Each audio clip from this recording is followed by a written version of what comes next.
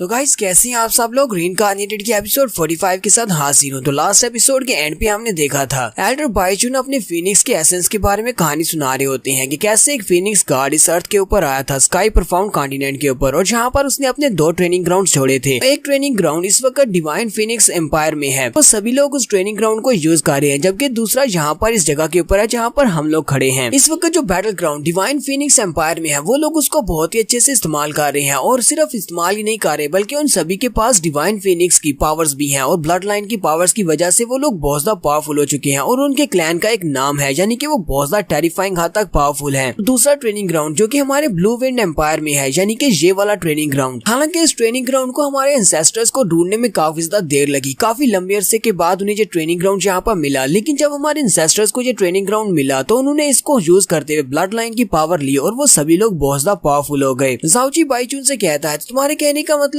क्या है कि ये सिर्फ एक ट्रेनिंग ग्राउंड है, इसके अलावा यहाँ पर और कोई भी खजाना नहीं है, यानी कि यहाँ पर डिवाइन फिनिक्स ने अपना खजाना नहीं छुपाया। बाइचून उसे कहता है हाँ तुमने बिल्कुल ठीक कहा, हमारे एंसेस्टर्स के लिए यही एक खजाना था। हमारे एंसेस्टर्स ने जिन्होंने यहाँ पर इस टेस्ट को पास किया था उन्हीं के पास फिनिक्स की ब्लड लाइन आ सकी, और उस वक्त हमारे एंसेस्टर्स इतने ज्यादा पावरफुल थे कि उनके पास डिवाइन फिनिक्स की ब्लड लाइन होने की वजह से ब्लू विंड एम्पायर को भी डिवाइन फिनिक्स एम्पायर का नाम दिया जाने लगा था। लेकिन अफसोस हमारी एक गलती की वजह से ये सब कुछ खत्म हो गया। जाओची से कहता है तुमने जिस तरह बताया कि यहाँ पर पूरे के पूरे एम्पायर का नाम चेंज किया जाने वाला था तुम्हारी फिनिक्स ब्लड लाइन की वजह से, तो फिर तुम सभी लोगों की हालत ऐसी क्यों हो गई। चुनो से कहता है हमारा सेक्टर यहाँ पर अकेला सेक्टर नहीं था, हमारे अलावा यहाँ पर हजारों साल पुराने भी सेक्टर्स थे जो कि बहुत ज्यादा पावरफुल थे, और वो सभी लोग किसी नए उठने वाले डिवाइन फिनिक्स सेक्टर को इस तरह से राज करने नहीं दे सकते थे। इसी वजह से हमारे एंसेस्टर्स को ये वाली बात अच्छी तरह से पता थी, अगर सभी लोगों को पता चल गया तो वो सभी लोग हमें दबाने की कोशिश करेंगे। इसी वजह से हमारे एंसेस्टर्स ने फैसला किया लोग अपनी पावर्स को लो प्रोफाइल में ही रखेंगे। लेकिन ये सब कुछ भी ज्यादा अरसे तक नहीं चल सका। आखिरकार वो दिन आया जब हमारे एंसेस्टर्स से गलती हो गई, और उसी गलती की वजह से फिनिक्स ने हमें ये श्राप दिया था। ये उस वक्त की बात है जब हमारे ऊपर एक दूसरे सेक्टर ने अटैक किया था। जब दूसरे सेक्टर ने हमारे ऊपर अटैक किया तो हमारे जो एल्डर थे उनके पास डिवाइन फिनिक्स की पावर्स थी, उन्होंने फिनिक्स की फायर पावर को यूज करते हुए उस बंदे का मुकाबला किया या फिर उस सेक्टर का मुकाबला किया। लेकिन वो अपनी डिवाइन फिनिक्स की फ्लेम्स की पावर्स को कंट्रोल नहीं कर पाए, जिसकी वजह से उनकी फ्लेम्स की पावर पूरे के पूरे शहर में फैल गई। इस शहर के ऊपर फाइट कर रहे थे उसके नीचे हजारों लाखों लोग रहते थे, और उस फायर की वजह से वो सारे के सारे लोग मारे गए, और वो सारे लोग डिवाइन फिनिक्स की पावर्स की वजह से मारे गए। लोग जानते हैं कि फिनिक्स एक बहुत ही नरम दिल डिवाइन बीस्ट है। वजह से फिनिक्स को जब पता चला कि उसकी फ्लेम पावर्स को यूज करते हुए बहुत सारे निर्दोष लोगों की जानें चली गई हैं, तो वो हमारे क्लैन से बहुत ज्यादा गुस्सा हो गया। इतना ज्यादा गुस्सा हुआ कि उसने हम सभी को एक श्राप दे दिया, और वो श्राप ये था कि हमारे माथे के ऊपर जो निशान हुआ करता था जो कभी फिनिक्स की पावर्स को शो करता है, हमेशा के लिए हमारे माथे के ऊपर काव कर दिया गया, और इसके अंदर से सारी पावर्स को छीन लिया गया, और साथ ही हमारी सारी की सारी कल्टीवेशन लेवल एलिमेंट्री परफाउंड राम के 10th लेवल तक सीमित रह गई, ताकि हमारी जनरेशन में से कोई भी ऐसा ना हो जो कि एलिमेंट्री परफाउंड राम से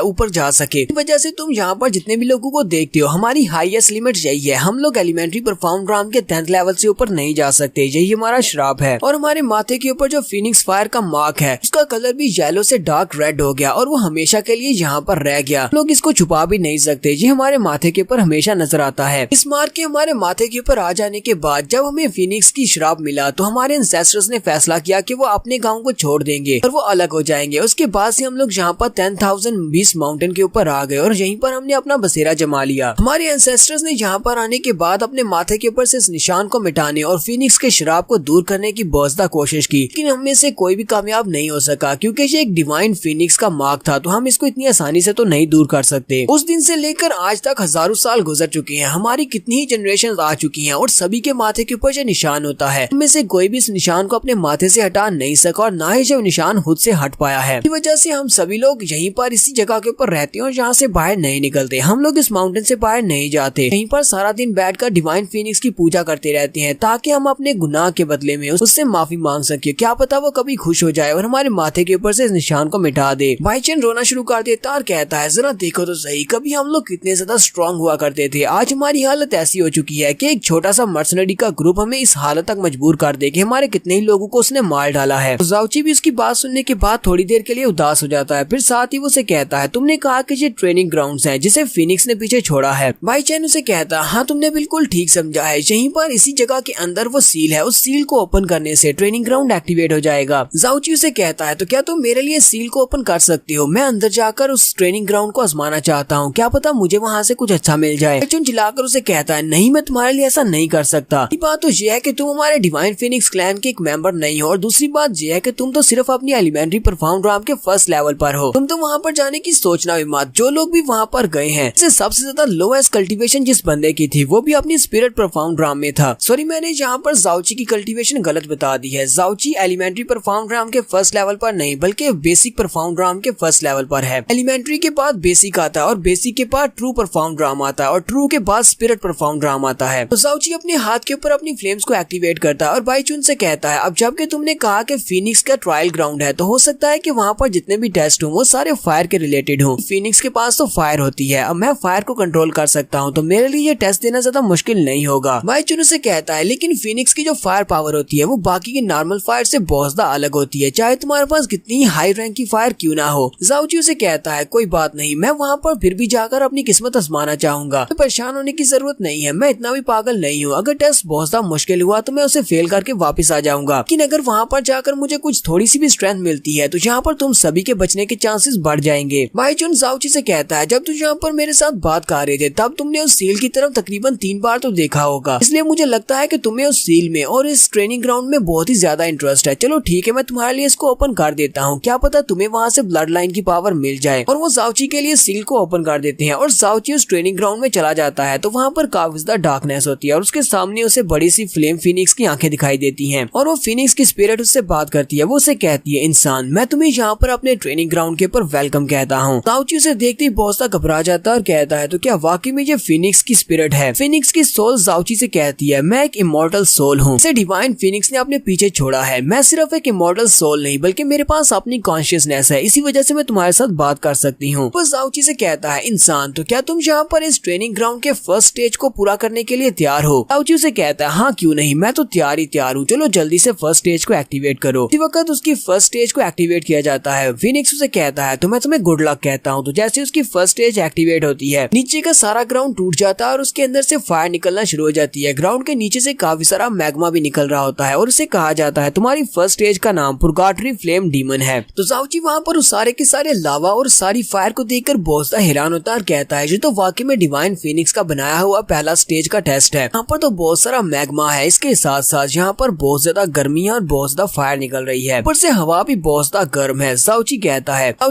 है, इतनी ज्यादा गर्म तापमान और इतनी ज्यादा तेज हवा जो कि बहुत ज्यादा गर्म भी है, ये तो वाकई में मेरे लिए बहुत ज्यादा रिफ्रेशिंग है। तो जाओची वहीं पर काफी ज्यादा खुश हो जाता है। जाओची कहता है, मेरे पास क्योंकि फायर एट्रीब्यूट है और चाहे यहाँ पर फायर कैसी टाइप की क्यों ना हो, मेरे पास फायर से कंप्लीट इम्यूनिटी है। और जाओची इस बात से बहुत ज्यादा खुश होता है कि उसका पहला टेस्ट यहाँ पर फायर के रिलेटेड है क्योंकि वो फायर को कंट्रोल कर सकता है। हमारा जाओची इस फायर से बिल्कुल भी नहीं डरता क्योंकि वो फायर उसको जला नहीं सकती। वो आगे बढ़ता और कहता है, पहली स्टेज के बारे में बताया गया था कि इस स्टेज का नाम पुरगाटरी डीमन है और मुझे लगता है कि यहाँ पर मुझे किसी बड़े से डीमन को मारना पड़ेगा कि यहाँ पर तो कोई भी डीमन नहीं है, लगता है कि वो मुझसे डर कर भाग गया होगा। मोली चिल्लाकर उसे कहती है, बेवकूफ, जल्दी से अपने पीछे देखो। तो जाओची पीछे की तरफ मुड़ता है तो मैग्मा के अंदर से एक बड़ा सा मॉन्स्टर निकल आता है। जाओची से देखते ही बहुत ज्यादा घबरा जाता है और कहता है, ये मॉन्स्टर तो बहुत ज्यादा बड़ा है। मोली जाओची से कहती है, ये तुमसे एक लेवल अप है, ये ट्रू प्रोफाउंड फायर बीस्ट है। मोली जाओची से कहती है, यहाँ पर इस बीस्ट को हराना काफी ज्यादा मुश्किल हो सकता है क्योंकि ये मैग्मा से बना हुआ है और यहाँ पर तो बहुत ज्यादा मैग्मा है, ये आसपास बहुत सारी फायर की है। अगर ये यहाँ पर जख्मी भी होता है, ये दोबारा से अपनी एनर्जी को रिप्लेनिश कर लेगा। जाओची वहीं पर खड़ा खड़ा मोली की बातें सुन रहा होता है कि उसी वक्त वो बड़ा सा मॉन्स्टर अपने मुंह से एक बड़ा सा फायरबॉल फेंकता है सीधा जाओची के ऊपर। वहाँ पर एक जबरदस्त धमाका होता है कि जाओची वहाँ पर जोर जोर से चिल्लाना शुरू कर देता है। वो वहीं पर खड़ा होकर चिल्ला रहा होता है। उसके बाद मोली चिल्लाकर उसे कहती है, बकवास बंद करो, तुम यहाँ पर चिल्ला क्यों रहे हो जबकि तुम्हें पहले से पता है कि ये फायर तुम्हारी बॉडी को जला नहीं सकती। तो हमारा जाओची मोली की बात सुनने के बाद जल्दी से अपनी बॉडी की तरफ देखता है और कहता है, हाँ तुमने बिल्कुल ठीक कहा, मैं तो बिल्कुल ठीक हूँ, मुझे तो कुछ भी नहीं हुआ। हमारा जाओची जल्दी से जंप करता है और उस मॉन्स्टर को पंच मारने के लिए आगे बढ़ता है। तो जाओची वहाँ पर उसके करीब पहुँचने के बाद अपनी इवल सोल गेट को ओपन करता है, यानी कि फर्स्ट मेरिडियन को ओपन करता है जो कि इवल कार्ड की 7 मेरिडियंस में से एक है और वो उस बीस्ट को एक जबरदस्त पंच मारता है। जाओची उसको पंच मारने के बाद पीछे हटता है तो उसके ऊपर ज्यादा कुछ असर नहीं होता। जाओची कहता है, मेरे पंच ने इसके ऊपर ज्यादा असर नहीं किया, इसका मतलब मैं इवल गार्ड की इवल सोल पावर को इसके ऊपर यूज नहीं कर सकता। मोली जाओची से कहती है, अगर तुम इसी मूव को यूज करते हुए पूरे 1 साल तक इसको पंच मारते रहो तब भी मुझे नहीं लगता कि तुम इसको मार पाओगे, इसलिए तुम्हें यहाँ पर कोई और प्रोसीजर यूज करना पड़ेगा। जाओची मोली से कहता है, अब जबकि बेसिक राम का कोई बंदा इसके सामने फाइट नहीं कर सकता और मेरे पंचेस इसके लिए बेकार हैं, फिर फिर मुझे किसी और चीज को यूज करना पड़ेगा। वो अपने पास से टाइगर सोल स्वर्ड को बाहर निकालता है जो कि वो जाओ सेक्टर से चोरी करके लाया है। साउची कहता है चलो देखते हैं। तो साउची अपनी तलवार के साथ अपनी इवल सोल की पावर को मिक्स करता है और साथ ही फायर पावर को मिक्स करता है और